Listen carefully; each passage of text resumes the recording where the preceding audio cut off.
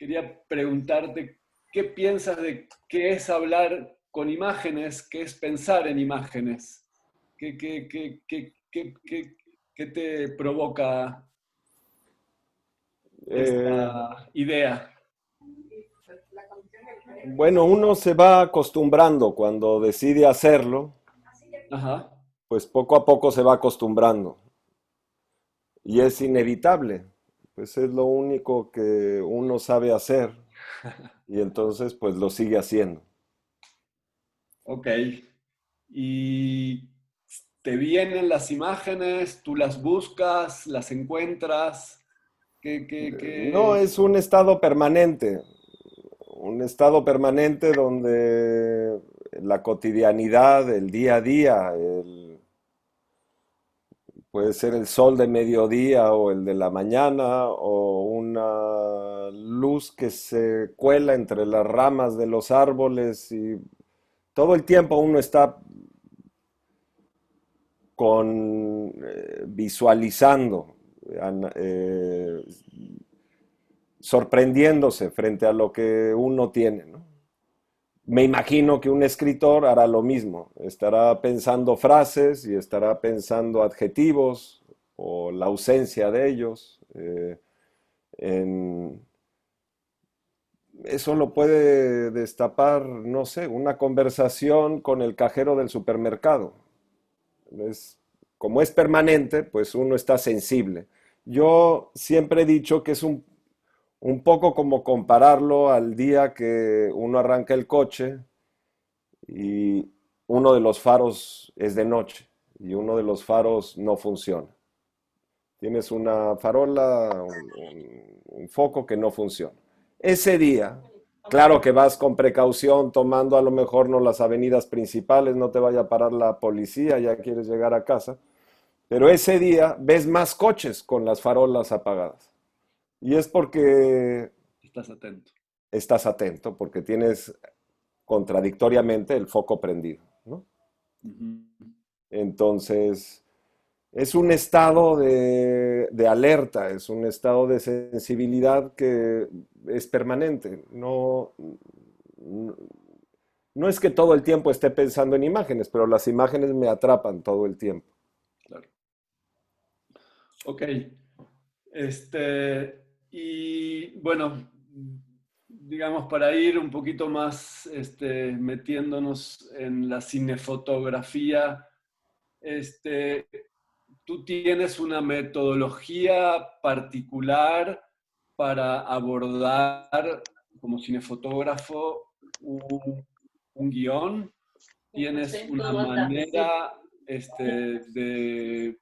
digamos, de leer el guión? ¿Tienes una manera de pensar en los medios y en los recursos que usas? ¿O, o es más libre? Digamos, ¿cuál es tu manera de trabajar? Y si quieres nos podemos referir concretamente a la película Ellie, que fue, digamos, una de las películas que tú fotografiaste, como, digamos, como tú quieras. Cada proyecto es único, cada director es único, es como los hijos, ¿no? O sea, no hay dos iguales. Entonces, la metodología es la adaptación, adaptarte, entender, estar consciente de que eres parte de una macroidea, que no eres tú lo importante, que lo importante es la película. No, lo importante no es ser amigo del director o hacer amigos en el rodaje o el actor o la historia. Lo importante es el todo. Entonces, creo que si hay alguna estrategia es la adaptación. Yo cuando estaba por filmar mi primera película, en ese entonces 35 milímetros, con un director amigo, sigo siendo muy amigo de él, de Jorge Volado, eh, recuerdo haber pensado, quizás estoy nervioso porque es mi primera película, Ujú. Pero ¿cuándo llegará el momento donde voy a hacer una película y ya sé que todo va a salir bien y voy a estar relajado y se vuelve un poco en automático? Bueno, pues el momento no ha llegado y llevo 30 años haciendo películas. Entonces, cada película yo tengo el mismo nerviosismo, las mismas dudas, las mismas inseguridades y seguridades que en mi primera película. Entonces, pues repito, creo que la estrategia es adaptarse, adaptarse a la película, adaptarse a la idea del director, a tratar de entender antes de empezar a filmar, entender todo lo que significa para el director, ¿no? Ya en el momento del rodaje discutir eso es demasiado tarde, ¿no? Entonces, creo que la primera capacidad que uno tiene que tener es el entendimiento, la observación, el escuchar, el ver por dónde. Por ejemplo, con Amat, creo que empezamos hablando de lo que no le gustaba a Matt, más de lo que él quería. Ujú. Así fue con Eli, ¿no? Eh, entonces, y he hecho más de una película con algún director y no quiere decir que si en la primera él quería algo, en la segunda es lo mismo, ¿no? O sea, no tiene que ver con los directores, tiene que ver con la naturaleza y la situación de cada proyecto. Ok, y en concreto nos puedes contar, digamos, cómo fue tu proceso, en la película de Amat para llegar a ese tipo de planos, para llegar a ese tipo de luz, para llegar a ese tipo de película. Pues mira, ya hace tiempo, no sé si te puedo hacer un recuento del proceso, pero sí te puedo contar de algunos momentos en particular. La película se iba a filmar voy a cerrar un poco la puerta, tengo una construcción al lado. Espera. Perdón, sí, sí.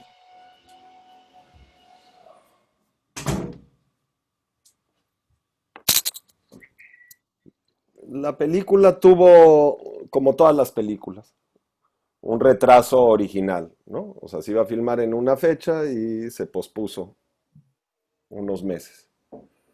Lo cual da tiempo también, ¿no? Porque empieza el nerviosismo y el acelere de empezar a decidir y de repente, no, pues hay 3 meses más. Cosa que creo que fue buena en este caso. Yo en aquel entonces siempre he estado brincando entre el mundo ficción y documental, de lo cual me siento muy afortunado. Normalmente un fotógrafo brinca de la publicidad a la ficción o está siempre en el documental. Entonces me siento un fotógrafo afortunado en ese sentido.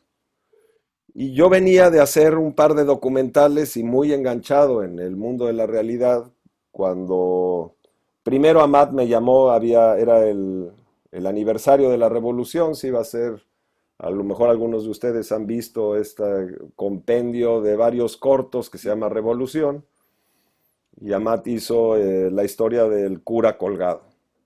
Entonces primero me llamó para hacer el corto y nos entendimos bien y en el rodaje del corto me dijo, me interesaría pues ver la posibilidad de que hicieras el largo que tengo próximamente. Eh, y una de las razones por las cuales estoy interesado que tú lo hagas es porque vienes del mundo documental y es una película sobre la realidad en México. Yo he trabajado en noticias mucho tiempo, en documental, en pequeños reportajes, pero la parte de noticias me estaba en los últimos años, obviamente, jalando a Ciudad Juárez, la frontera, con el documental Which Way Home, pues hacer esta travesía eh, totalmente irracional, peligrosa y azarosa, ¿no? Y entonces empecé, bueno, leí el guión, empecé en pláticas con Amat. eh, Hablaba, en el guión tenía muchas especificaciones sobre la luz. O sea, por ejemplo, el guión decía que ella, la niña, desayunaba y la luz entraba por la ventana, la luz de la mañana entraba por la ventana. Había muchas referencias de luz, lo cual me llevó a la obra de Andrew Waite, este pintor norteamericano que vivía en el norte de Estados Unidos, que pintó este cuadro que es muy particular de esta mujer que luego, si uno investiga un poco de la historia del cuadro, se entera que era la vecina, parapléjica, que no puede caminar, pero que está recostada de espaldas en un pastizal y se ve una casa al fondo. Es casi como el icono del Museo de Arte Moderno de Nueva York, del MoMA, que es donde está el cuadro original, ¿no? Andrew Waite tenía una particular, él pintó a sus vecinos, a Andrew Waite le daban las llaves los vecinos de su casa para que él pudiera entrar a escondidas en la noche a su recámara y pintarlos dormidos. O sea, había todo una fascinación también por la realidad en Andrew Waite. Y así empezó la conversación con Amat. Y hablamos de referencias, de lentes, una gran discusión acerca del formato, de si se hacía en 4:3, si se hacía en fin. Y llegamos al primer día de rodaje, día uno de rodaje. Unos días antes había estado el director del Festival de Cannes en el Festival de Guadalajara, 2, 3 días antes, y había dado una conferencia de prensa en donde había dicho, estoy muy ansioso por ver la próxima película de Amat Escalante. Salió publicado ahí en el periódico y Amat nada más me mandó un mensaje y me dijo, ya ves, ¿de dónde siento toda la presión? En fin, llegó el primer día de rodaje y me dice Amat, oye, antes de empezar a rodar, antes de hacer el primer segundo de rodaje, vamos a caminar. Necesito platicar contigo.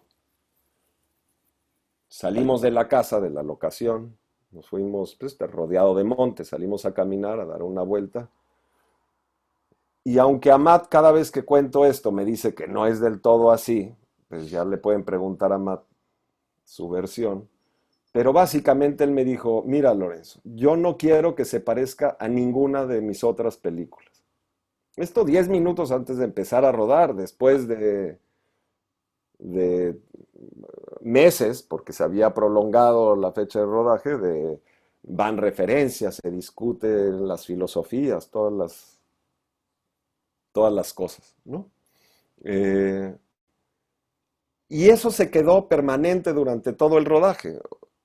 Eh, claro que yo había visto Sangre y Bastardos y había un estilo marcado y la composición más frontal, el tiempo real, todas esas cosas. Pero entonces, si de alguna forma yo tenía una estrategia el día uno de rodaje, pues con esa conversación era borrar el cassette y empezar a rodar. Y eso se quedó durante el rodaje. Era una frase que teníamos Amat y yo. De repente yo encuadraba y me decía, no, eso sí se parece a mis otras películas. Tratemos otra cosa, ¿no? Eso, en resumidas cuentas, fue parte del proceso. El proceso va cambiando en el rodaje, porque los rodajes tienen sus retos particulares, el tiempo o sea, es un reto permanente, ¿no? Para el fotógrafo.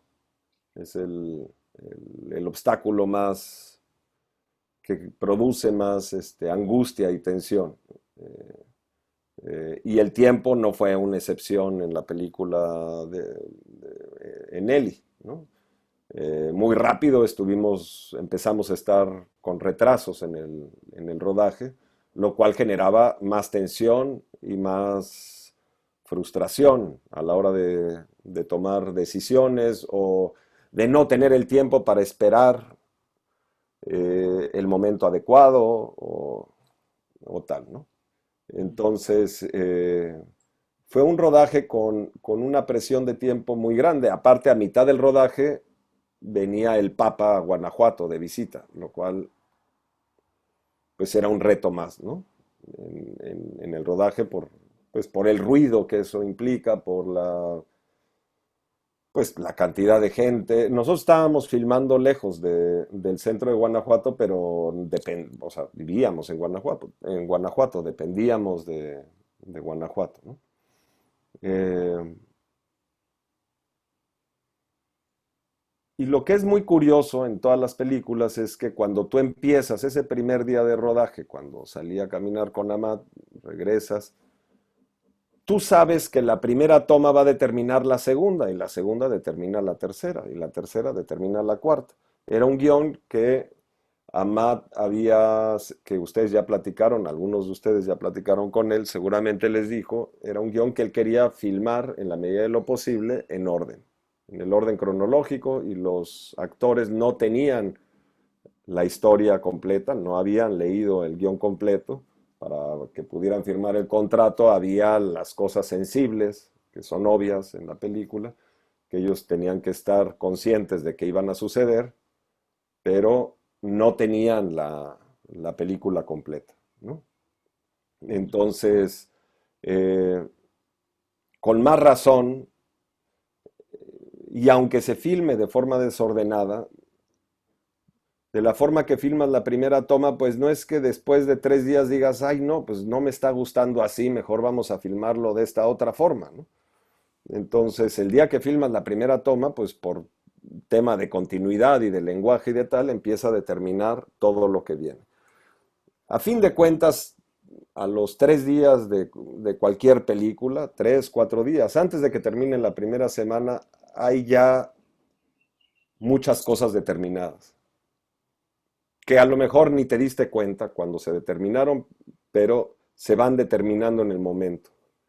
O sea, el encuadre, por más que los productores vean que los fotógrafos nos tardamos o no a la hora de plantar la cámara, la última decisión del encuadre, si son unos milímetros más a la derecha, a la izquierda, arriba o abajo, se toma en una fracción de segundo, porque todo ocurre muy rápido en un rodaje, más en el departamento de cámara, que es el departamento al que esperan por lo general. No siempre, pero por lo general. No, maquillaje también puede ser un departamento de mucho detalle, en Eli y en todas las películas yo he esperado a vestuario, arte o maquillaje o a actores que no se presentan. Pero digamos que quizás es una de las injusticias del set, ¿no? Que al fotógrafo se le espera y nadie se queja, pero si la de maquillaje o el actor no llegan, pues es todo un drama. Eso en el set hay una relación fotógrafo-asistente o sea, tú nada más vas a ser amigo del asistente de dirección el día antes del rodaje. Una vez que empieza el rodaje, el asistente de dirección es el policía del fotógrafo. O sea, en las últimas 2 películas yo he tenido unas extraordinarias relaciones con los asistentes de dirección, muy jóvenes, en una 21 años, en la otra 30 años, pero con 40 películas encima. O sea, otra persona que empezó a los 20 años a hacer asistencia de dirección. Eh, pero es así. O sea, el tema de la relación asistencia de dirección, que es como un poco el inspector, el responsable, el policía por parte de los productores en el set, pues genera esta fricción y esta tensión, ¿no?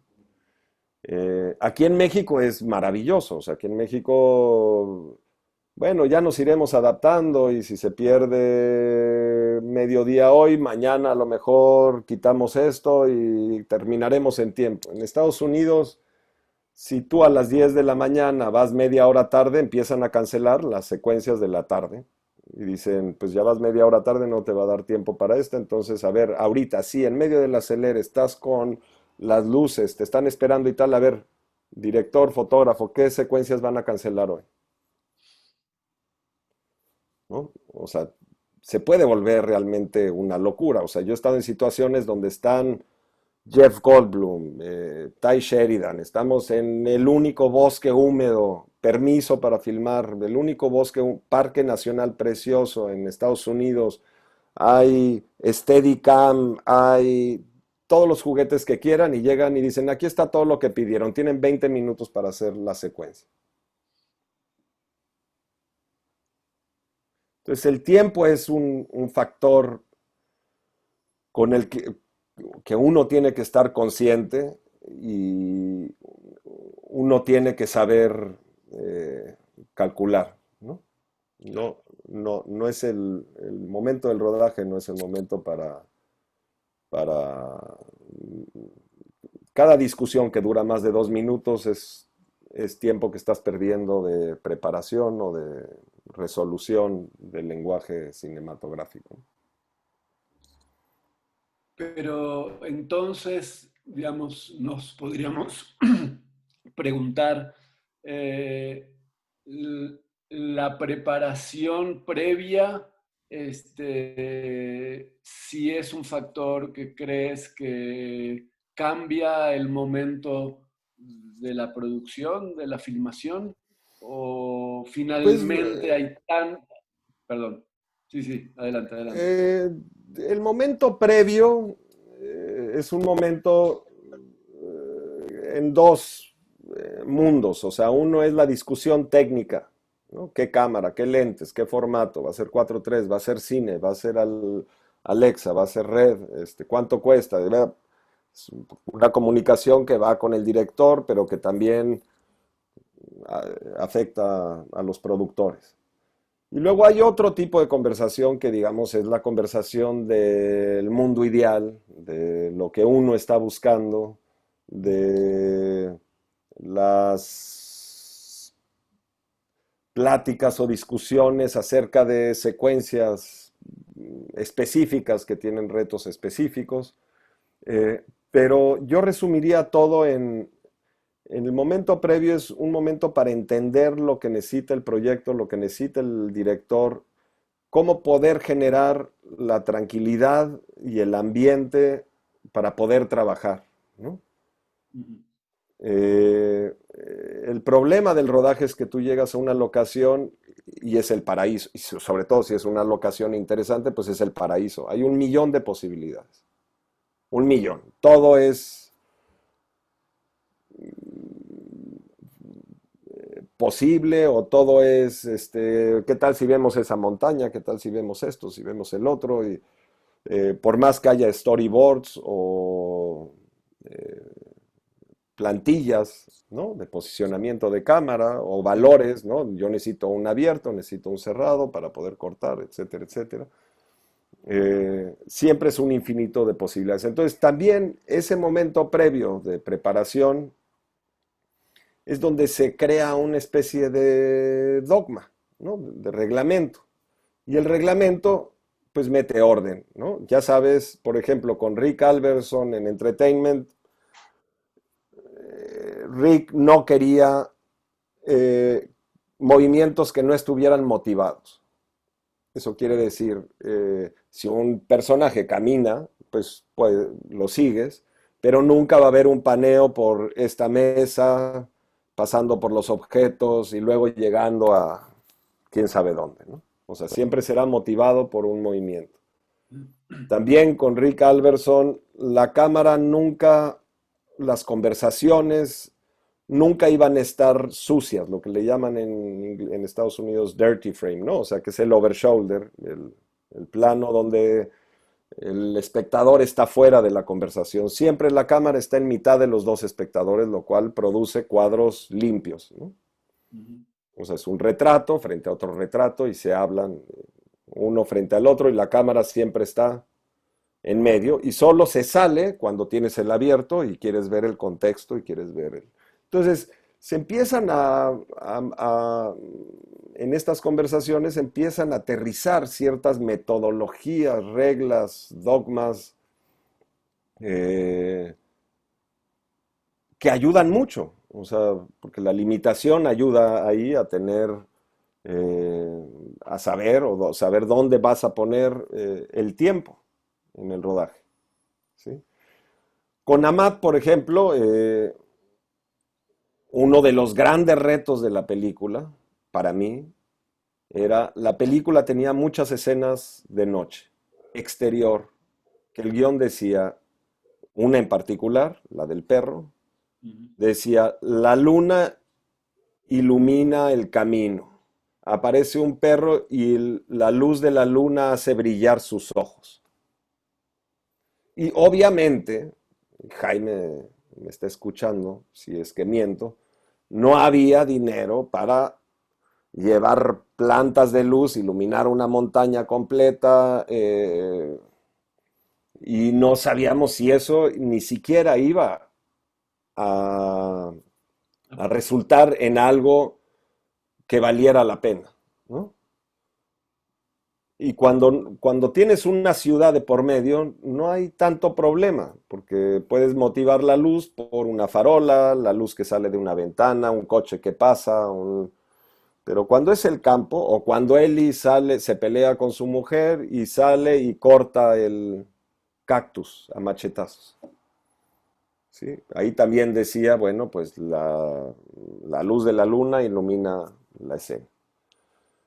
Entonces, si no hay suficiente wattaje para llevar luces lo suficientemente grandes para no generar un camino, porque ¿qué pasa? Si tienes dos o tres luces en una noche que alguien camina, pues vas a poder iluminar el primer plano. O sea, la luz es inversamente proporcional a la distancia. Si tienes un espacio chico, pues puedes tener una luz chica y acercarla. Si tienes un espacio grande, tienes que tener una luz grande y alejarla, ¿no? Ese es un poco el principio. Entonces, si llevábamos poca luz en un espacio así, pues el primer plano se iba a ver iluminado y íbamos a estar en un limbo negro. Cosa que si está motivado por una farola en una calle está bien, pero por la luz de la luna, pues la luz de la luna, si ilumina al personaje, ilumina el horizonte, ¿no? Ujú. Entonces, yo le propuse a Matt hacer días por noche. Filmemos de día y convirtámoslo eso en noche, en postproducción. Era la primera película que Amat hacía en digital. No es lo que es hoy, o ya ha avanzado mucho más el mundo de efectos especiales. Y hoy en día, si se hace un presupuesto para un documental, habrá presupuesto, o sea, hay un monto para efectos visuales. O sea, antes era solo las películas de Spider-Man tenían efectos visuales. Ahora hasta un documental lo tiene. Eh, ¿No? De un boom que se metió un letrero de Pepsi Cola que no puede salir y hay que borrarlo, o hay que hacer algo porque no nos vayan a demandar o cosas de ese tipo, ¿no? Hoy ya es más común. Justo cuando filmamos Eli se estaba volviendo común, ¿sí? Ya era una herramienta muy potente que Amat utilizó y que hay en Eli. Y entonces nos sentíamos cómodos con, si eso lo llevábamos a efectos visuales, pues poder lograr los días por noche. Y estábamos en preproducción, visitando locaciones, y yo tomaba fotos y le mandaba las fotos a los de efectos visuales para que hicieran las pruebas de qué es lo que se podía hacer. Nicolás Celis, productor, gerente de producción, había hecho una película en Argentina o en Chile, no me acuerdo dónde, donde habían tenido un problema similar y se habían resuelto la escena de día por noche y llevó los ejemplos, los vimos a Matt y yo y dijimos, pues sí, si se puede hacer esto, hagámoslo, ¿no? Y conforme iba pasando la preproducción, los defectos visuales no entregaban las pruebas. Y empezaron a entregar unas pruebas que yo lo hubiera podido hacer en 2 minutos en el Final Cut, nada más llevando azul y bajando un poco la luz y tal, pero realmente no había nada de efecto visual ahí y se sentía un día hecho noche. Entonces la angustia empieza a crecer y dices, bueno, ¿y ahora cómo carambas vamos a solucionar estas escenas y tal? Hasta que un día yo me desesperé de los de efectos visuales, agarré el Photoshop, tomé una foto de las locaciones y yo toda la noche ahí recortando muy burdamente con herramientas que no son, o sea, tomando en cuenta que los de efectos visuales van a tener mejores herramientas. Y puse un cielo estrellado en el fondo, bajé la luz del primer plano, tal, se lo enseñé a Matt y quedamos conformes y dijimos, bueno, quizás ahora apostémosle a eso. Pero entonces yo puse de condición que la mayor parte de las tomas que iban a ser día por noche, que se hicieran con la primera luz del día antes de que saliera el sol o con la última luz del día una vez que se había puesto el sol, que nos dan ventanas más o menos de 40 minutos. Entonces es suficiente como para que la Alexa Mini pueda tener registro del horizonte y tú puedas ver la diferencia de la oscuridad entre la montaña y el cielo, o sea que haya una profundidad, pero al mismo tiempo, con muy poquito que tú apoyes, puedas ver a los personajes. Y así lo hicimos. Pero claro, el tiempo se va complicando, vamos retrasados y entonces de repente empezó a haber la exigencia de hacer las tomas, entre ellas la del perro, justamente la del perro, hacerla a las 12 del día. Ah, pues no hay más, se tiene que hacer a las 12 del día. Y entonces ahora, ¿cómo hacemos esto? Pues bueno, yo poniendo filtros degradados arriba para que el cielo no se sobreexpusiera y abajo porque la tierra era muy blanca y se sobreexponía y tal. Y yo siempre confiado en que efectos visuales iban a entrar y me iban a dar, echar la mano. Se alargó el proceso de postproducción, tal, el chiste es que y una película con efectos visuales muy importantes, porque no sé si están enterados, pero no se le quemaron los testículos a ninguna persona, ni nadie sufrió, ni nada, ni se colgó a nadie por el puente.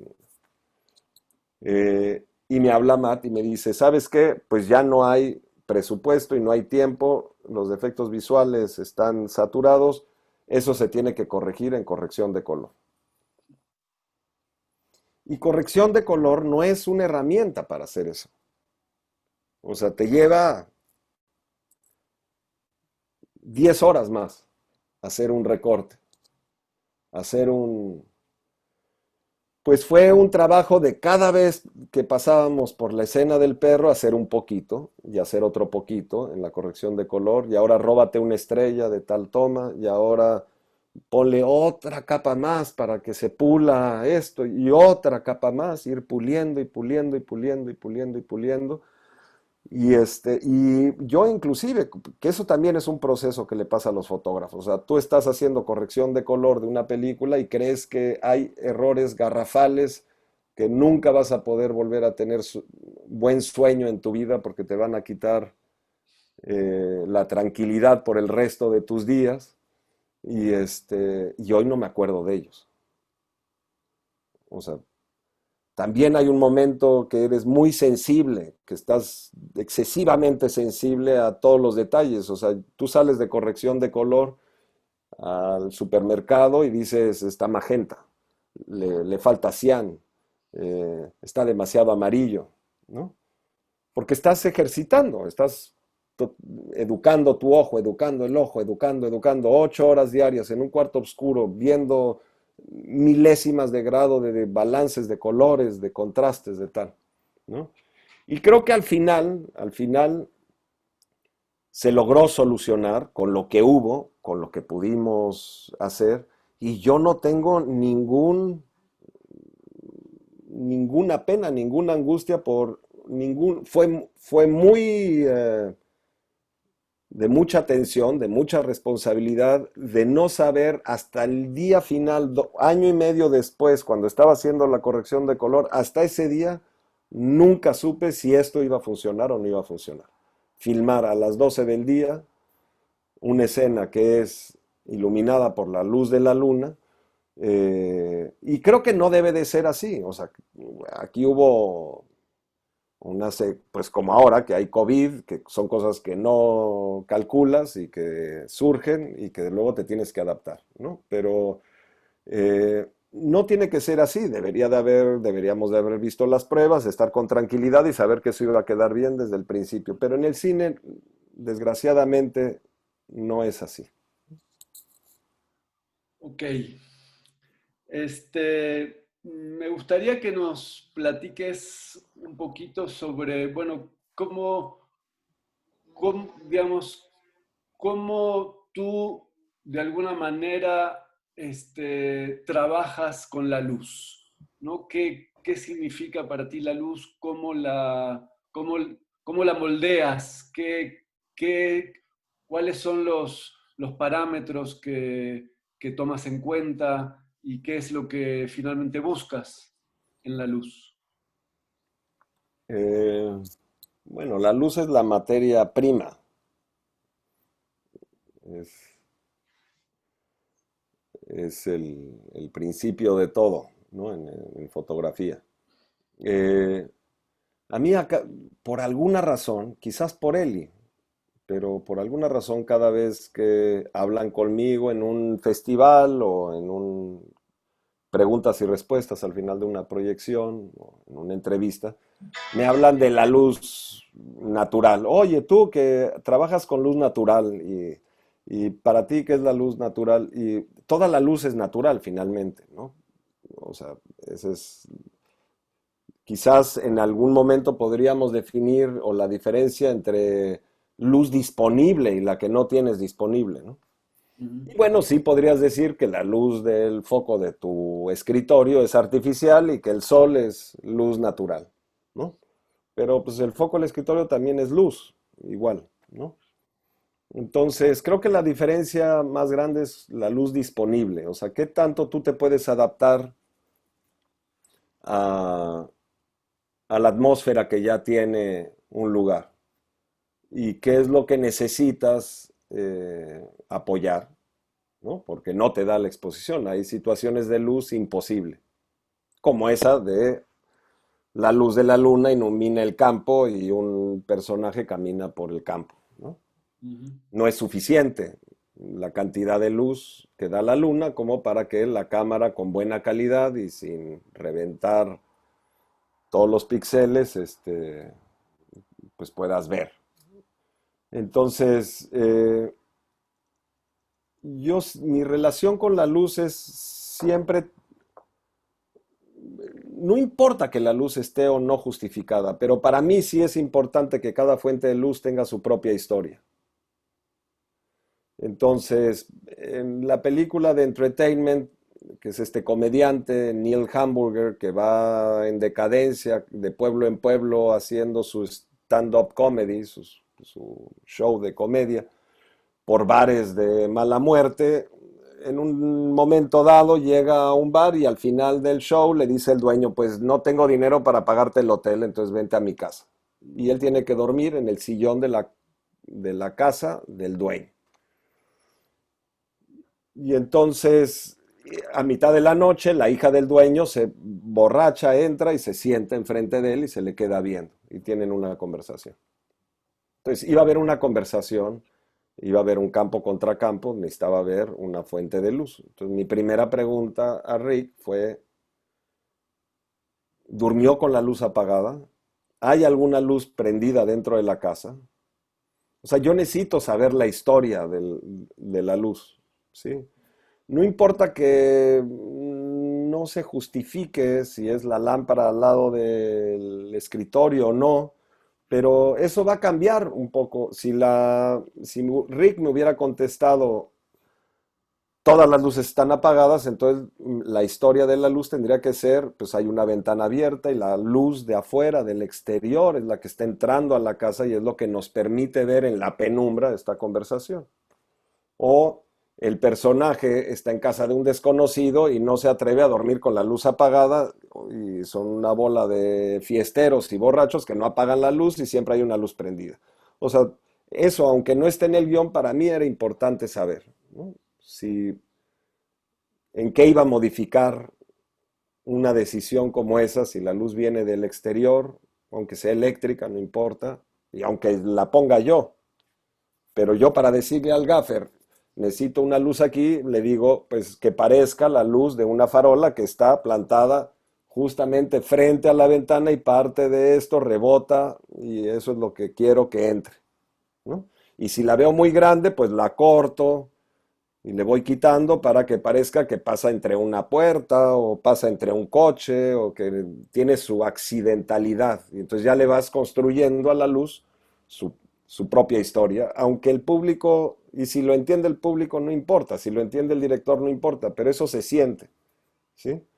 Eh, en películas como las de Wong Kar-wai, a lo mejor no hay justificación de la luz, pero sí tienen su historia. O sea, este personaje está parado en un área donde hay una luz fluorescente, se ve verde, pero en el fondo, el baño o la antesala de este espacio, pues tiene la pared roja, entonces se dan los contrastes de color, por ejemplo, ¿no? Y luego eso se vuelve un leitmotiv para ir jalando durante la secuencia y que haya una continuidad en el espacio.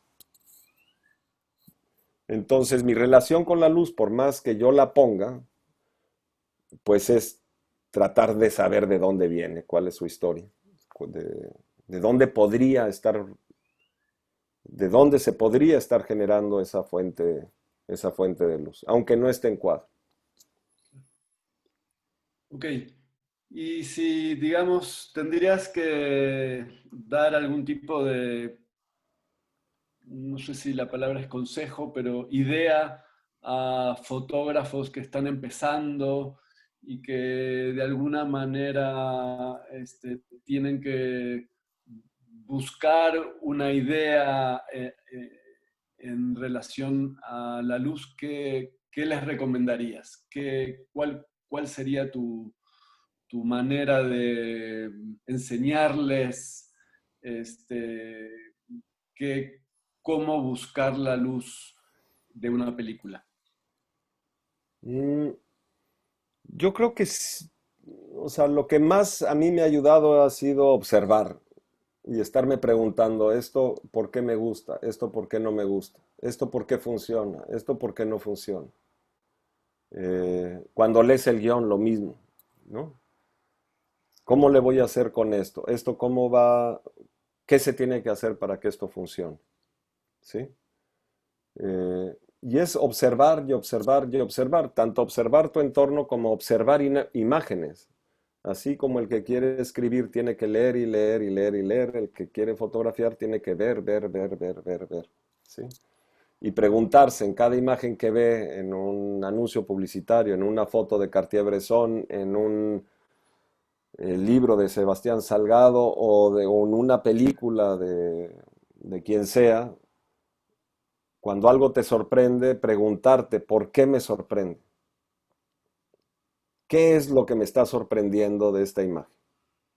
Y tratar de deshacerlo en pedacitos esa imagen, ¿no? Cada una de sus partes, cómo funcionan cada tornillo, cada tuerca, rondana que construye esa imagen. La escala, el contraste, el color, el ángulo, el lente, la textura, todo el tiempo, no hay que dar nada por sentado, ¿no? En todo lo que ves, tratar de entenderlo, entenderlo. ¿Por qué se ve más rojo lo rojo en un día nublado? ¿Por qué en un día a las 12 del día lo rojo se ve menos rojo? ¿Sí? ¿O por qué el cine cree que las noches son azules? A ver, siéntate en una noche con la luz de luna y pregúntate, ¿es azul? ¿Es cian? ¿O es ausencia de rojo? ¿O es blanco y negro? ¿O es desaturado? ¿Qué es? ¿Qué es? Afinas tu ojo como lo afinas en la corrección de color y pones una superficie blanca y tratas de definir la naturaleza de esa luz. Y eso va a ser la clave a la hora que tengas que hacerlo. ¿Sí? Correcto. Me parece muy concreto lo tuyo. Bueno, si quieres, podemos pasar a una ronda de preguntas, que no sea yo quien te interpele. Entonces, no sé quién quiere empezar. Sebastián Durán, creo, ¿no? Sí, Adelante, Sebastián. Sí, hola Fabián, hola Lorenzo. Eh, pues muchas gracias por estar aquí con nosotros. Y bueno, mi pregunta también es una cosa muy concreta, porque justo el estilo que usas en esta película de Amat me parece muy, muy adaptado y muy bien estilizado de una manera como muy bella, incluso a pegarse a la realidad en una manera de fotoreportaje, ¿no? Entonces, yo siento que es la sensación, las vibras que transmite el accionar de la cámara es muy real y muy apegado a lo que, muy orgánico, vaya, ¿sabes? Y pues concretamente mi pregunta es, yo pensaba que realmente las escenas de, por ejemplo, la que dijiste de manera más específica, la del perro, pues es una cosa que apenas ves, ¿no? Porque está el personaje con una linterna y bueno, de hecho cuando pasa lo que pasa con el perro, pues ni Ah, siquiera lo ves. pero no es esa del perro. Hay otra escena que es mucho menos importante Ah, narrativamente, que él va regresando, caminando del trabajo, y un perro lo sigue. ya, claro, Un sí, perro lo ya, sigue. ya, Y ya sé cuál. el perro lo voltea a ver y hay una toma del perro y le brilla, la luna le hace Ujú. brillar los ojos. Entonces sí sigue siendo la misma mi duda. O sea, ¿cómo? Porque tú también dijiste al principio, la primera película que hice con Carlos Volado, yo estaba nervioso porque pensé que era mi primera película. Ahora en una escena de como la que yo estoy diciendo, que es la otra escena del perro, ¿cómo no? O sea, ¿cómo no? Si dices o que mantienes ese nerviosismo en cada proyecto, ¿cómo no le tienes miedo a esa oscuridad y a no ver nada? O sea, en una cuestión técnica de preparación, ¿cómo? O sea, porque aparte de que para mí se logra perfectamente, realmente ves lo que tienes que ver y tiene esta sensación tan sórdida de manejo de cámara para mí. Entonces, ¿cómo lo logras y cómo no tienes miedo a esa oscuridad? Vaya, esa es mi pregunta. Bueno, con respecto al miedo a la oscuridad, uno tiene que saber perfectamente cuál es el tamaño de la cancha en la que trabaja. O sea, cuál es la latitud de su cámara. Cuánto puede ir para arriba, cuánto puede ir para abajo. La única forma de saberlo es metodológicamente y lo más científicamente posible hacer pruebas de la cámara y los lentes que vas a usar antes de usarla. No importa que la cámara la hayas usado un mes antes, que sea tu cámara o que no sea tu cámara. Tienes que saber cuáles son los límites de tu cámara. Uno. Dos, tuve una discusión sin pelearnos, yo sigo queriendo mucho a Jaime, pero creo que es la discusión más fuerte que he tenido con Jaime, porque en ese entonces era la primera Alexa Mini, que era una Alexa grande, y Harry había decidido sacar el, el grabador RAW externo y costaba lo mismo o más caro el grabador RAW Codex que la cámara. O sea, duplicaba el costo de la cámara. Obviamente, Jaime, como buen productor, dijo, es necesario, es necesario grabar en RAW. Y grabamos en RAW. Y yo creo que marcó la diferencia en todas estas escenas críticas. No en las escenas que no son críticas, pero en las críticas de luz. Esa, cuando matan al perro, se iluminó con el foco de cortesía del coche y la linterna. De hecho, había yo puesto en la azotea, había una pequeña construcción ahí. Ese fue el último día de rodaje de él, de hecho. Había puesto una luz muy lejana para tener como un relleno atrás y cuando vimos la imagen, Amat y yo, parecía un set, o sea, como filmado en los estudios Churubusco. Apagamos esa luz y nos fuimos nada más con la luz de los faros del coche, la luz de adentro del coche y la luz de la linterna. Pero yo me sentía totalmente confiado, no solo porque había hecho las pruebas de cámara y sabía la latitud, sino porque íbamos en RAW. Eso era como una garantía. Y en ese momento RAW era una cosa nueva. Hoy cámaras muy chicas filman en RAW y hoy la Alexa Mini viene con el grabador RAW adentro. Creo que fue una mala jugada de Arri haberlo sacado. Yo luego hablé con el director de Codex y el director de Codex me dijo que Codex peleó con Arri muy fuertemente para que o sea, que el Codex no estuviera fuera, sino que ya viniera. O sea, tú comprabas, como es hoy, compras la cámara o rentas la cámara, ya viene el grabador RAW. Pero eso duplicaba el presupuesto nada más de la renta de cámara, ¿no? Yo lo agradecí y siempre voy a estar agradecido con Jaime porque haya cedido en esa discusión, pero creo que es una discusión que todavía cuando hablo con Jaime de eso, eh, o sea, prende pasiones, con toda la razón, o sea, porque duplicaba el costo, pero creo que el valor obtenido al final de eso y ese esfuerzo y ese sacrificio en todas esas escenas valió mucho, mucho la pena, Está en la película, totalmente. ¿no? Muy bien. Ahora, la pregunta que nunca vamos a Muchas saber gracias, es si Lorenzo. no se hubiera filmado en RAW, si hubiera quedado igual, ¿no? Pero, porque también el RAW duplica De postproducción. el almacenaje, cosa que no es poca cosa. Claro.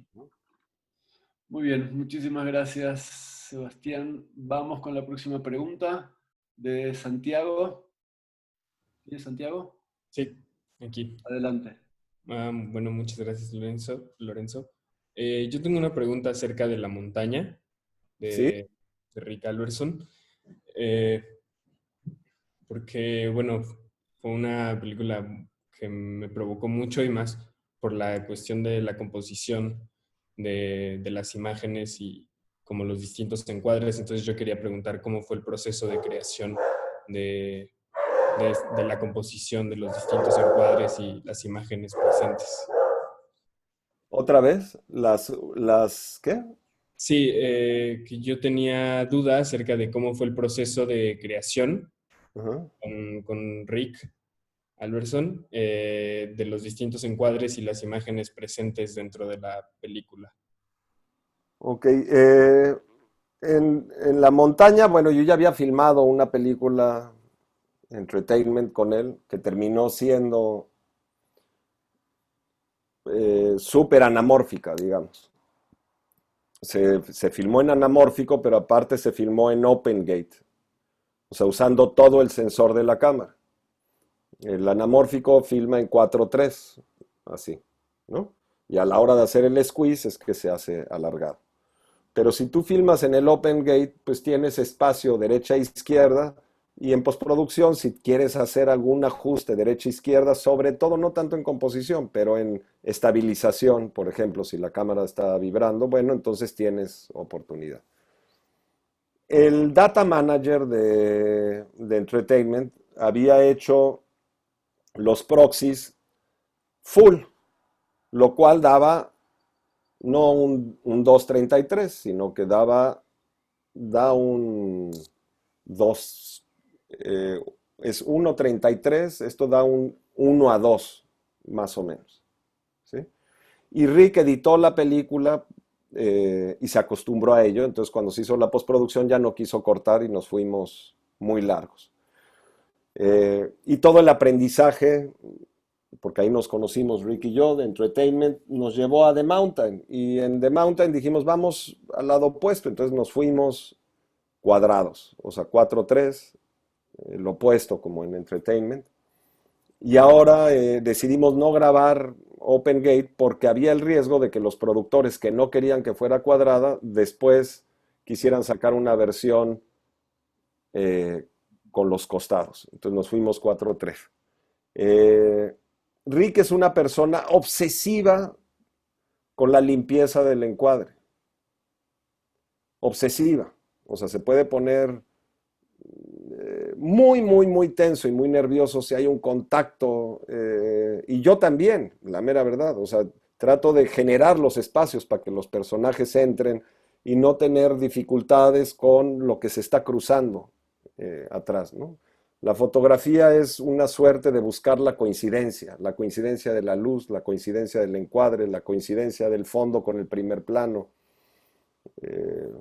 El encuadrar es un poco así como la vida, que buscas que coincida, es una llave que si uno ve los documentales de Cartier-Bresson cuando salía a fotografiar, sus pies se mueven 1 milímetro para adelante, uno para atrás, o sube 2 centímetros para arriba o para abajo, porque está buscando la coincidencia.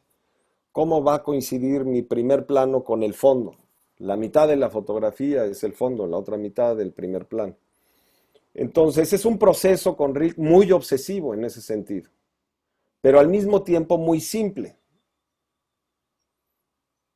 Nada alegórico, digamos, nada de planos, secuencias o movimientos que requieren de grandes juguetes eh, ni cosas espectaculares. Es, por otro lado, muy simple, muy, muy simple.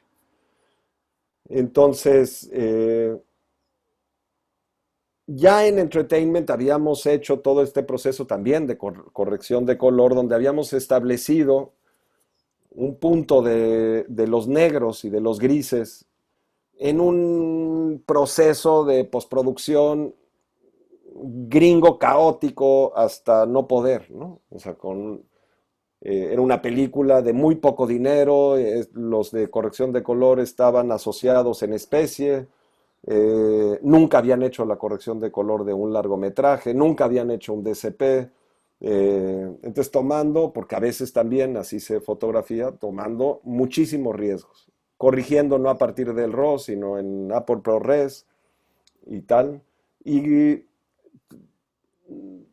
el trabajo, digamos, creativo se había dado ahí, pero al final logramos convencer a los productores que nos dieran un día en una sala de proyección, no en monitor, en RAW, para ver si los niveles estaban bien y si hubo que hacer algún ajuste del nivel y habíamos llegado como ese nivel. Cuando hicimos The Mountain, quisimos llevar ese nivel de suavidad al límite,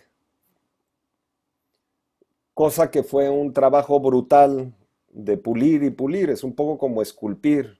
O sea, a lo mejor los primeros golpes sacan la figura a un trozo de piedra o un trozo a un tronco de madera, pero es luego el trabajo fino el que va creando la realidad, ¿no? Entonces, también hubo un trabajo muy arduo y muy intenso que se hizo en Esplendor Omnia, en lugar de Natalia y Carlos Reigadas, y que creo que solo se hubiera podido hacer así, porque un proceso que requieres tanto tiempo y tanta libertad, pues solo se da en un lugar como ese, ¿no? Eh, pero es así el proceso creativo con Rick. Rick, si has visto sus entrevistas o leído lo que él dice, él no le gusta que la audiencia esté cómoda. Dice que la gente va al cine para olvidarse de la realidad y sentir un clímax o un éxtasis o ¿no? Soñar que son el personaje y sentirse confortables. Y que el cine también es para incomodar, para cuestionar y para, ¿no? Entonces, en ese discurso, la belleza como tal es un opuesto, ¿no? Él no está buscando que las cosas estén bellas, sino que estén lo más austeras y simples posibles, y ese es un poco el proceso con él. Muchas gracias. Muy bien. Creo que la próxima pregunta es de Salo. ¿Andas por ahí? Sí, aquí estoy. ¿Me escuchan? Sí, te escuchamos. Hola. Muchas gracias, Fabián. Muchas gracias a Lorenzo. Gracias a la escuela por acercarnos a estas charlas. Y me parece que has hablado aquí, Lorenzo, de trabajos muy puntuales que se pueden trabajar, digamos, a partir de yo hablo de puntualidad, ¿no? Es que es lo que está pidiendo el director. ¿Tú dónde quieres ir? ¿Tanto vas a proponer? Se oye muy cortado. Sí, Aquí estoy, a ver ahí. A ver. Voy a tratar de hacer algo muy concreto para ver si que no se corte. que de Ok. pronto es la conexión. Bueno, concretamente, que nos hablas de tu experiencia documental, donde a veces la habilidad de fotografía es muy distinta a lo que ya tienes planteado en un guión, no sé si habrá dado. En ¿Alguien el escuchó bien la caso de la pregunta que ficción. la podía repetir porque se oye muy cortada? Sí, yo tampoco la entiendo muy bien, la verdad, perdón. Espera un segundo. Ok, a ver, no lo pongo en el chat y a ver si me ayuda a pasarla, porque A seguramente ver, entonces es ¿no la mi quieres conexión o algo. escribir en el chat? ¿No las quieres escribir en el chat? Sí, sí, la escribo para que no haya problema. La digo. Ujú, La voy a escribir en el chat y ahorita te la leo, ujú. Lorenzo.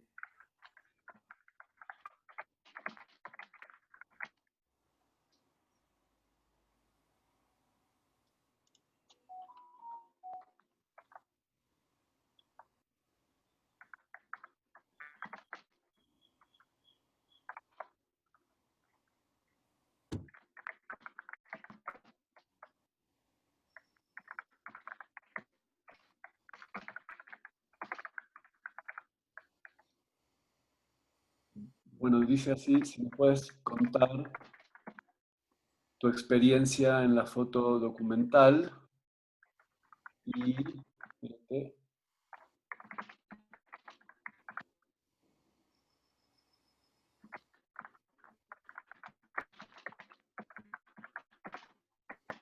en donde las necesidades pueden ser distintas sobre el día a día, a diferencia de la ficción, donde ya hay un camino trazado por el guión. O sea, de Digo, alguna en el documental, si no hay un guión, si hay una intención y una dirección. En ese sentido, es un poco lo mismo, ¿no? O sea, tienes que empezar a sensibilizarte como en esto que les contaba del coche que está fundido en una farola y enfocarte. Cuando hice Which Way Home, pues había la necesidad de contar la historia de los niños, entonces empezar a pensar como niño, cuáles son los lugares donde podemos encontrar estos niños que están cerca, eh, porque están pasando muchas cosas, o sea, hay mara salvatrucha, hay policías, secuestran gente, hay amenazas, hay de todo ahí, ¿no? Entonces te puedes perder, todo es interesante, tiene una historia en una situación así, para donde voltees hay una historia, ¿sí? Pero si tú te enfocas, entonces las cosas se te empiezan a aparecer y empiezan a haber coincidencias, ¿sí? Eh,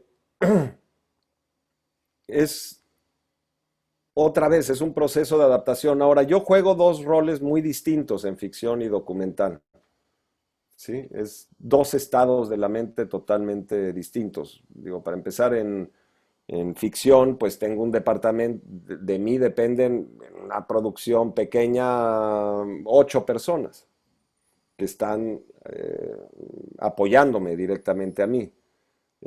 Tengo un lugar de responsabilidad, el fotógrafo es el que mueve el set, el que marca el ritmo del set, sí, o sea, es un motor fundamental en la velocidad y la certeza y los pasos que das dentro del set.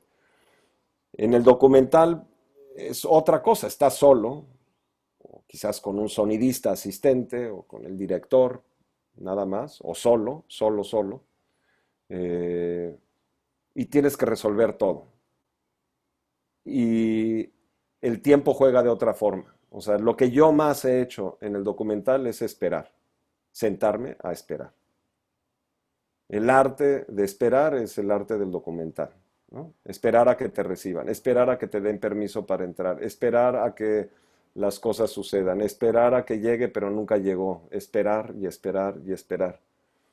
Entonces, eh, sí, dependiendo si es documental o ficción, entras en canales totalmente, en canales de pensamiento totalmente diferentes.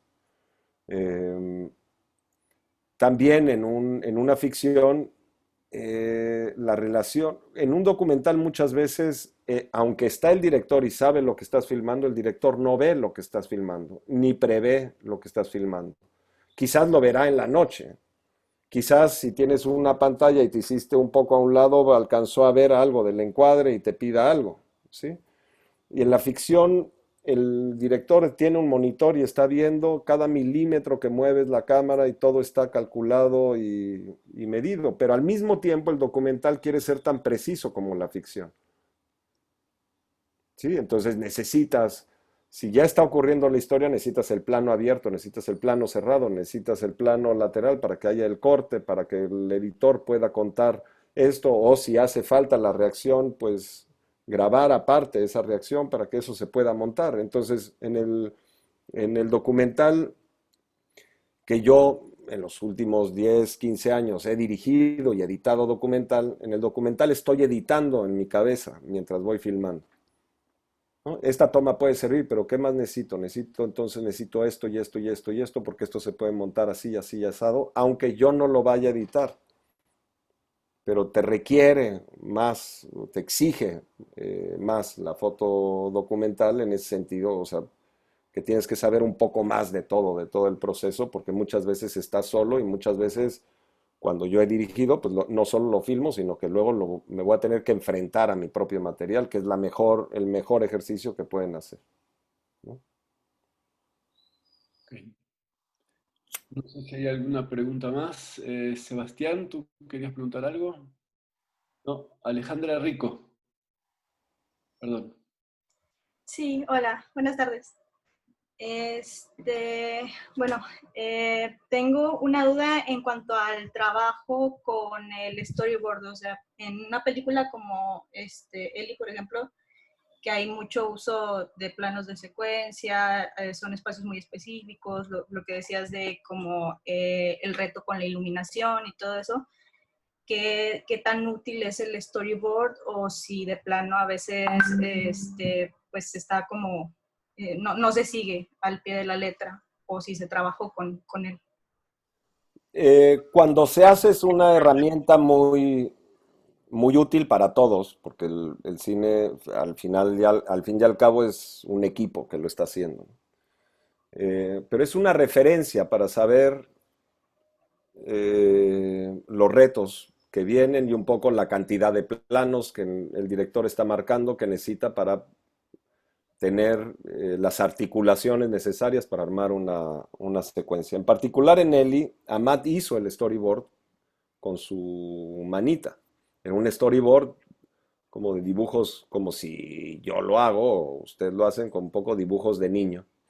Eh, pero lo suficientemente claros y bien hechos como para entender si era un plano abierto, si era un dolly, se desplazaba, si era te acercabas o tal.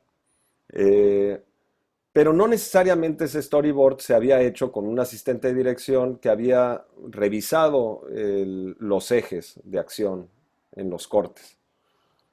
Entonces empezó a haber un trabajo, la que era la script, en Nelly era Fernanda de la Pesa, eh, que luego fue la editora en la última película de La Región Salvaje. Eh, y entonces había todas las mañanas antes de que llegaba Amat, había un ejercicio con Fernanda de revisar el storyboard y ver en una plantilla el tema de los ejes, cosa que es fundamental para poder determinar y decirle a Arte, se va a ver primero este muro, luego se va a ver este muro y luego se va a ver este muro, o se le van a ver los zapatos, necesita tener los zapatos en continuidad, o es un close-up y solo necesitamos la blusa, por ejemplo, ¿no? O sea, una decisión así, pues es que afecta a todos los departamentos. Si solo se va a ver un personaje, si se van a ver todos, sobre todo en él, y que luego había bebés, pues si no se veía el bebé, no había que llevar el bebé al set, que duraba más o menos 15 segundos de buen humor y luego no sabías qué podía pasar con el bebé, ¿no? O cuando tienes animales o cuando tienes cosas que son como muy sensibles para trabajar con. Entonces, el storyboard, si lo hace el director, aunque no le quede bien dibujado, yo creo que es un ejercicio que ayuda mucho a todos en equipo. no al encuadre, no es necesariamente una referencia a encuadre, o sea, lo que da el storyboard son los valores, a planos abiertos, va a ser over shoulder, va a haber movimiento, no va a haber movimiento, ya luego el encuadre es otra cosa, pero yo creo que ayuda mucho. Yo los storyboards que he visto en películas donde el director no los hace, sino manda a hacerlo en base al guión con un storyboardista, lo que pasa es que se impregna la idea del storyboardista en el lenguaje de la película, ¿no? Entonces quedan muy bonitos todos los dibujos, pero tomas que a lo mejor el director dice, pues es que yo nunca lo haría así, o este no es mi estilo, no es mi lenguaje. Entonces tendría que estar el director sentado al lado del storyboardista, cuadro por cuadro, definiendo cada cosa, ¿no? Para que entonces funcionara el ejercicio. Pero el storyboard no es una referencia de encuadre, es una referencia de cantidad de planos que se tienen que hacer para cumplir con esa secuencia, los valores que tienen esos planos, y un poco determina la cantidad de trabajo que va a implicar hacer la secuencia. Pero no necesariamente el encuadre, porque aparte cuando se hace el storyboard muchas veces ni se tiene la locación. O sea, que la ventana que está en el storyboard a lo mejor no aparece ahí, está del lado derecho, está del lado izquierdo, eso no importa. Lo que importa es saber si esto se va a resolver todo en un plano abierto y luego va a haber planos cerrados o no, o va a ser todo un plano secuencia, o qué es lo que necesita. Y al director y al editor también les ayuda para saber si eso tiene todos los elementos que requieren. Y muchas veces, más allá del storyboard, el director dice, esto ya no lo voy a hacer porque no lo voy a necesitar, o necesito esto que no está aquí en el storyboard y voy a hacer esto y esto y esto porque si sucedió así o actuó así, voy a necesitar requerir de esas herramientas. Muchas gracias. Muy bien, no sé si hay alguna pregunta más. Sí, Nicolás, creo que escribió una pregunta, Nicolás Sousa. ¿Podrías contarnos tu experiencia en que en algún momento saliste completamente del guión técnico storyboard y le haya gustado al director? Digo, por si alguna vez te haya pasado. Mira, lo que pasa es que en ficción se tiene que dar una inercia en el equipo de trabajo para que eso pueda suceder. Tiene que haber un engranaje y un aceitaje del equipo de trabajo para que eso pueda suceder. O sea, yo en Eli, en Río de Oro, también producida por Mantarraya,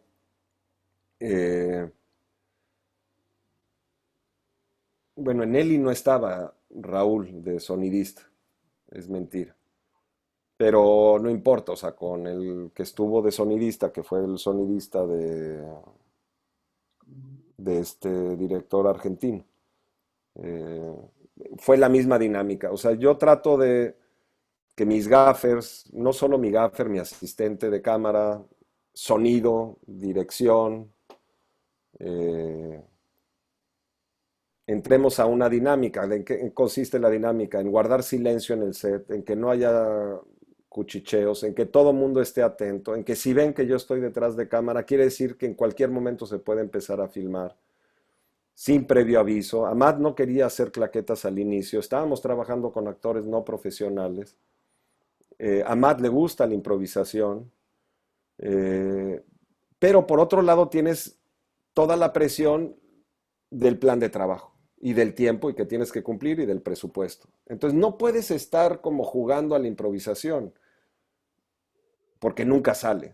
O sea, tiene que haber un estado de concentración y de finura en cada una de las personas que están dentro del set para que puedas estar listo en una ficción para empezar a correr cámara y solo con cruzar mirada con el sonidista, él ya sabe que está grabando y el director ya vio en el monitor que se está grabando y se puede lograr la escena. ¿Sí? En un set que no hay esa disciplina, pues jamás lo haces, porque entonces tienes que gritar silencio, se va a rodar y ya pues, se jodió el momento, ¿no? O ahí está la luz, está el sol, ahí está, vamos a filmar tal, y entonces empieza de vestuario, no, no, a ver, déjame entrar, y ya entró y ya estaba yo grabando, y ya, pues, pum, se va, se perdió. O sea, tiene que estar todo listo y todos atentos. Nada de... O sea, el sonidista no puede estar mandándole un WhatsApp a su esposa si yo estoy detrás de la cámara y el actor está frente a la cámara. Porque se grite o no se grite, silencio, se va a filmar, se puede empezar a filmar. Eso, la primera semana no se puede lograr tan fácil. Eso es después de la primera, en la segunda semana, como que todos empiezan a entender cómo funciona. Si tú eres un director o un director de fotografía que tú mismo generas un poco esta dinámica de la plática y la broma y tal, y todo mundo se la vive desconcentrado, eh, pues necesitas al policía que agarre, grite y diga y ponga a todo mundo callado, como en un salón de clases. Es como tú entras a una biblioteca y todo el mundo está callado, porque todo el mundo está leyendo y es muy fácil, llegas, agarras un libro y te pones a leer, ¿no? Pero si entras a una cafetería de la universidad y quieres silencio, pues es un lío, ¿no? Entonces hay que generar como ese ambiente para que eso pueda suceder. Y obviamente depende de los directores que quieran generar y quieran robarse esas tomas. Este, yo en casi todas las ficciones me robo tomas. Lo que pasa es que el cine es tan calculado, tan planeado, que ese tipo de cosas, por ejemplo, hacerlas en Estados Unidos es hasta, digo, te podrían demandar. O sea, te arriesgas. O sea, en Estados Unidos, si es corte, ya es la hora del corte a comer. Filmaste la toma uno. Tú puedes filmar la toma 2 si al actor no le salió. Pero si tú mueves 1 milímetro el tripié, entonces tienen multa los productores por no haber cortado a comer. O sea, si yo digo, bueno, vamos a hacer toma 2, voy a subir un poquito la cámara, así, ¿qué? Multa, ¿no? Estábamos en Entertainment, ahí la escena cuando está el actor principal, se sube a una montaña porque unos jóvenes admiradores de él, vestidos como él, le quieren hacer unas tomas porque están haciendo un videíto. Y había que subir una montaña para hacer la toma. Estábamos en mitad del desierto de California. Y entonces ya el asistente de dirección estaba sobre mí así y a ver, pero tiene que estar, el asistente de dirección en Estados Unidos es el encargado de la seguridad del set. Si alguien muere en el set, a él lo meten a la cárcel. Así. O sea, es así y el grip es el segundo. Entonces, había toda la discusión de que no se querían ir muy lejos, que si iba a ser seguro, que si no, y llevaban 20 minutos discutiendo. Entonces le dije a mi asistente, oye, me pasas la cámara, me dejas ver una cosa. Entonces me pasó, le dije, pásamelo con tal lente. Okay. Cámara, pues, la Alexa, que también no era la Alexa Mini, era la otra Alexa, grande, con anamórfico, los lomos. Me la dio, tiene batería, sí. Me la puse al hombro y yo solito empecé a subir la montaña. Ya para cuando el asistente de dirección y Rick y todos me voltearon a ver, pues yo ya estaba arriba de la montaña. Entonces la obligación del asistente de dirección es estar donde está la cámara, por lo cual el asistente de dirección ya me venía siguiendo. Inmediatamente vio eso Rick, pues ya me venía siguiendo a mí. Entonces, una vez que estábamos ahí, ya estábamos emplazados, lo único que había que llevar era a los actores y ya no se paró la discusión y en ese momento se hizo la escena. De quedarnos ahí discutiendo, hubiéramos estado media hora o una hora más y la toma no se hubiera hecho. Pero eso se logra porque ya había un entendimiento en el equipo de trabajo digo, había que caminar como 20 minutos con la cámara en hombro. 20, más o menos 20 minutos. Este, si nos poníamos a discutir quién iba a subir ese equipo, no luego descubrieron un camino, pero tenían que meterse como a propiedad privada, lo resolvieron finalmente, pero si no lo haces en el momento, no va a haber tiempo después para hacerlo, porque el tiempo se agota, como cada segundo que va pasando. Muy bien. No sé si hay algo Gracias. Muchísimas gracias. a ti, Nicole. ¿Hay alguna pregunta más, muchachos? Aprovechemos que tenemos a Lorenzo con nosotros, no todos los días. Esperemos que prontito sí, pero Bueno, si no hay nadie más que quiera preguntar, a mí me gustaría hacer una más, pero solo si no hay alguien más. adelante por ahora. Bueno, gracias, Adelante, Fabián. Sebastián. Te quería preguntar, Lorenzo, si también algo muy concreto. No sé si, la verdad, no sé si has realizado, fotografiado alguna ópera prima, pero, o no una ópera prima como tal, pero un director un tanto inexperto, ¿no? No con tanto callo.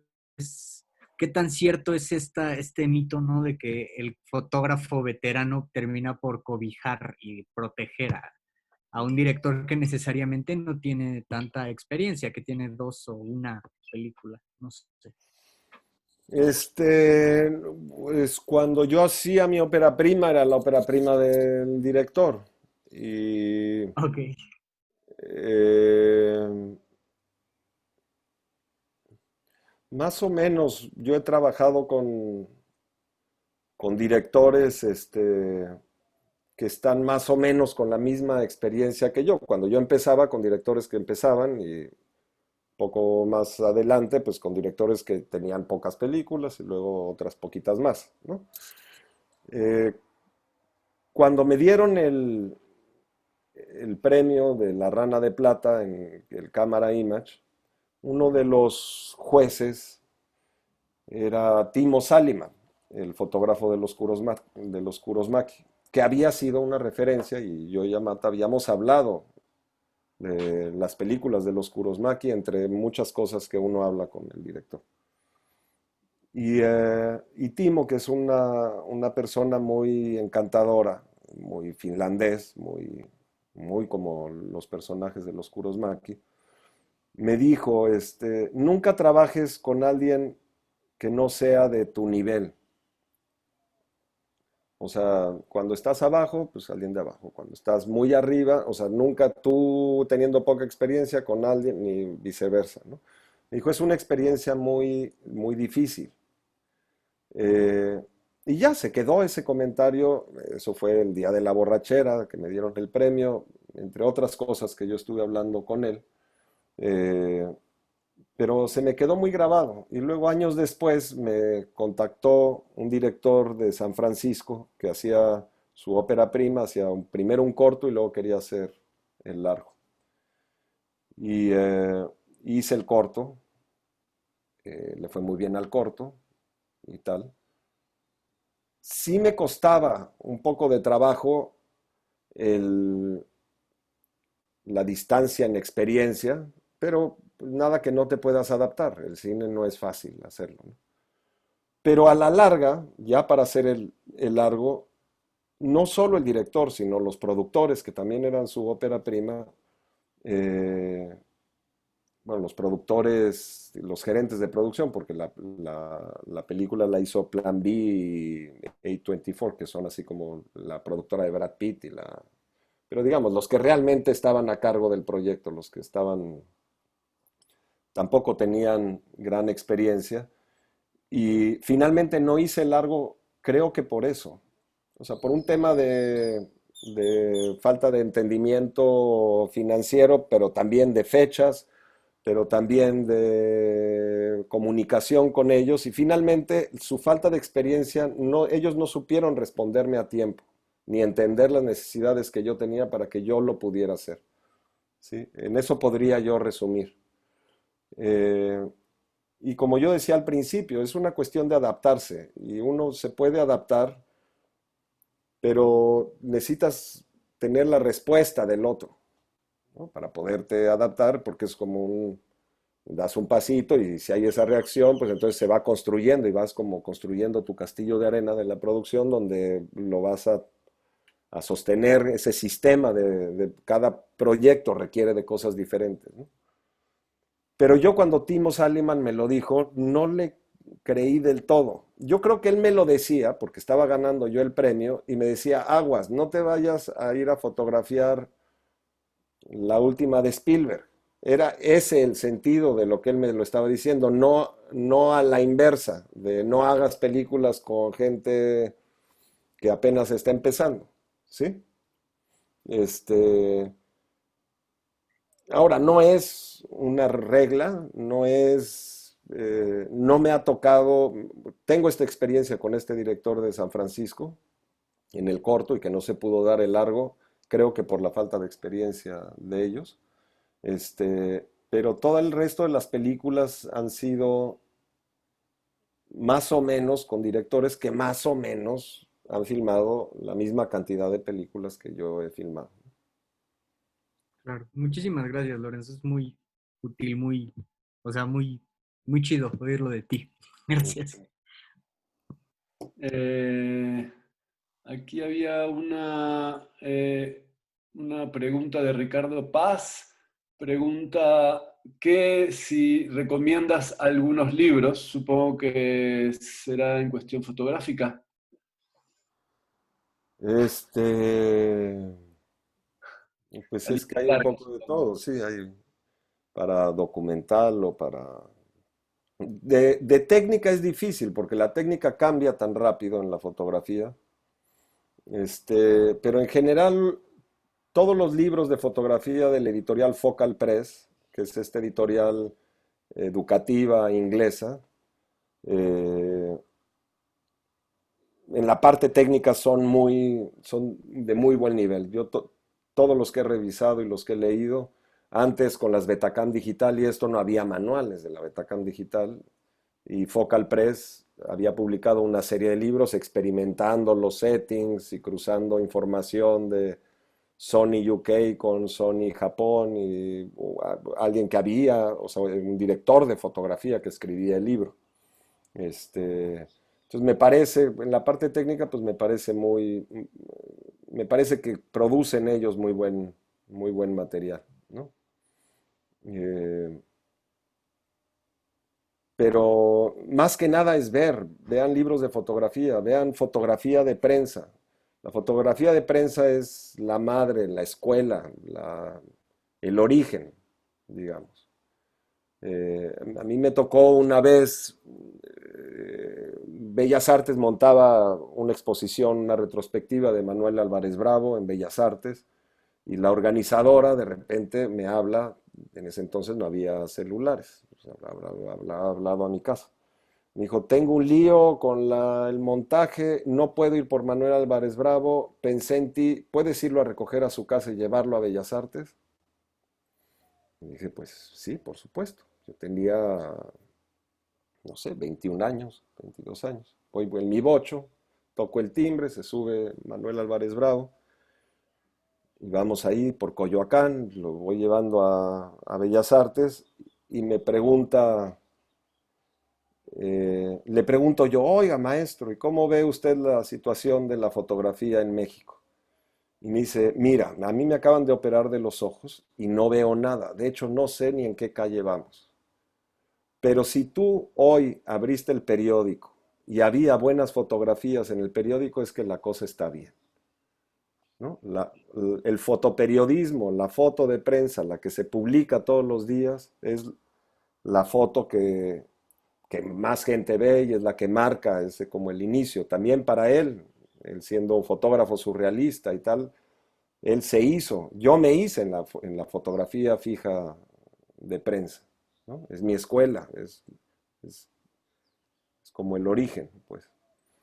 Entonces, ¿qué libros? Pues ver mucha fotografía de prensa, de todo tipo, de todos los países, de todas las culturas. Fotografía de prensa, cómo se está viendo el mundo ahorita.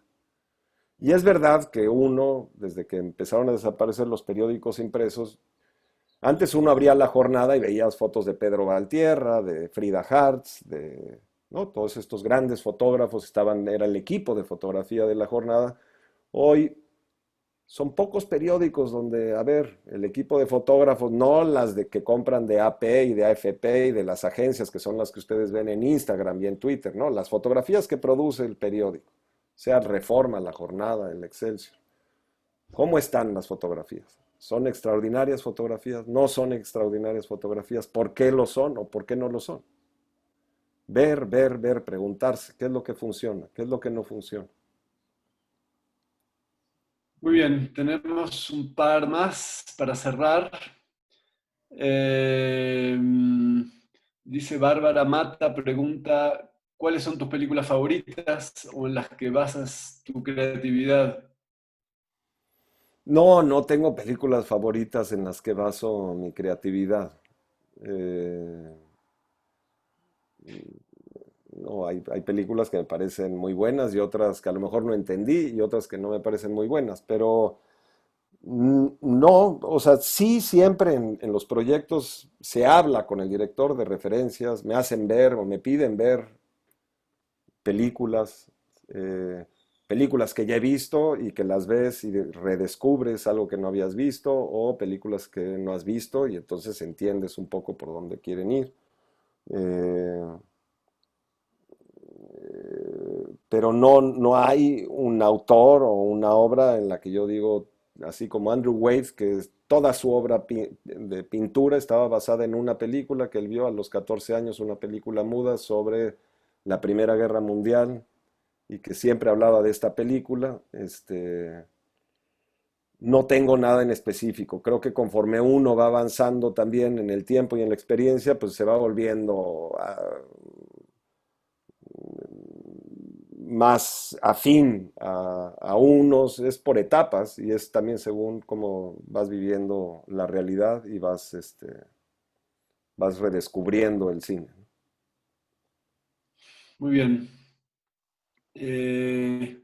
A ver, creo que esta es la última. Vamos una de Julieta Loreto, porque esa lo creo que ella preguntó. ¿De qué recursos visuales te inspiras para la dirección de foto? Pregunta. Es que no, no es que haya una inspiración en un origen. O sea, el reto cuando tratas de hablar de fotografía es que te entiendan. Porque si yo digo rojo, pues para ti un rojo es una cosa y para mí es otra cosa. O mucho contraste o poco contraste, o mucha luz o poca luz. Entonces se usan las referencias para poder aterrizar el lenguaje en ejemplos concretos. Que el director cuando dices day for night, pues esto es un day for night, ¿no? Y entonces él te va a decir, si se ve así está bien, o si se ve así no lo quiero, o tal. Pero es esto de las referencias, más que una inspiración, es el reto de poder hablar de la imagen. Una cosa es hacer la imagen, que no tienes que decir nada, y otra cosa es hablar sobre ella. ¿Sí? Ay, no te entiendo. Entonces, Que hay algo. Creo que ahí no tienes. Gracias. Perdón, ya está. entonces ese reto, y que ocurre, por ejemplo, cuando estás con el colorista, ¿cómo le dices que lo quieres más duro? Quiero los negros más duros, quiero más obscuridad, quiero que bajes los... O sea, ¿qué palabras utilizas para que él pique los botones correctos y se vaya en la dirección que tú quieres ir? ¿Sí? Entonces, hablar de la imagen es un reto importante y por eso se usan las referencias visuales, ¿no? Para poderle decir al director, mira, esta atmósfera con luz entrando, manchando los muros de esta forma que crea unas diagonales y eso me ayuda a crear una perspectiva para una profundidad. Una cosa es que yo le platique todo eso por teléfono y otra cosa es que le enseñe una imagen que habla de todo eso que yo le estoy tratando de explicar. En The Mountain, por ejemplo, utilicé, para que Rick me entendiera, los ensayos sobre los manicomios de Pardot. Este fotógrafo, que fue fotógrafo de documental, importantísimo realizador de documental en Francia, y fotógrafo de Magnum, de la agencia Magnum. Su primer trabajo, él venía del campo, el primer trabajo de Pardot, cuando llegó a París, le dijeron, oye, ¿estás libre? Queremos que vayas a fotografiar la inauguración, la premier de una película que era Sin aliento de Godard. Fue de periodista ahí a hacer las fotos del tapete rojo de Sin aliento de Godard. Y de ahí hizo un extenso trabajo sobre los manicomios en Italia, que aunque no eran la época de The Mountain, los años 50, esto es más en los 60, sí reflejaban la decadencia y la saturación de los manicomios, desde una perspectiva visual que me interesaba que Rick viera, la utilización de las líneas y de las sombras que pueden haber en lugares cerrados y pequeños, qué herramientas visuales nos podrían dar eso para poder componer, ¿no? Y la atmósfera que esto genera. Entonces, no es que yo me inspire en esas imágenes, sino que utilizo esas imágenes para poderle explicar algo muy específico al director.